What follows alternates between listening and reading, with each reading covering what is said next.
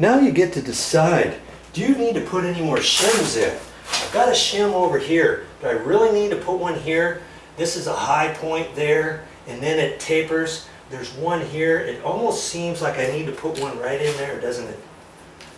Okay.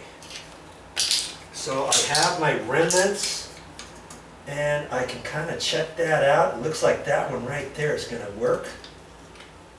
And it's kind of small, so I'm going to snip it right like that. See? I like these plastic shims.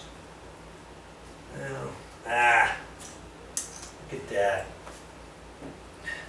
It's kind of a happy medium here on where it needs to go, huh? And it looks like one side is too low. Well, let's try another shim. My shim Beckler. Okay. Looks like I'll try that one. I've got plenty of shims here to try. And I could even cut a piece of this off if I wanted.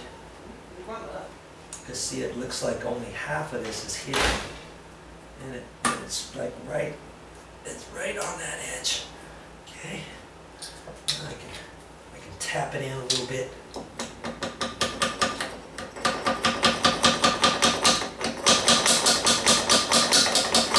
I'm liking that. See, I can see the shim, but I won't be seeing it once I put the caulking. And I'm going to put caulking because they had caulking here before, and they're going to want it. The owner's going to want it. Okay, it just makes everything finished nicer. Now I'm going to look at this. I'm going to feel that, and lots of times you might want to even sit on the toilet and kind of lean both directions, forward, backwards. You'd be amazed that how you do this and maybe you feel it. Oh, son of a gun. It feels like it's rocking ever so much over here on the left-hand side, over here on the right-hand side, from front to back. No, you don't want anything going on at this point.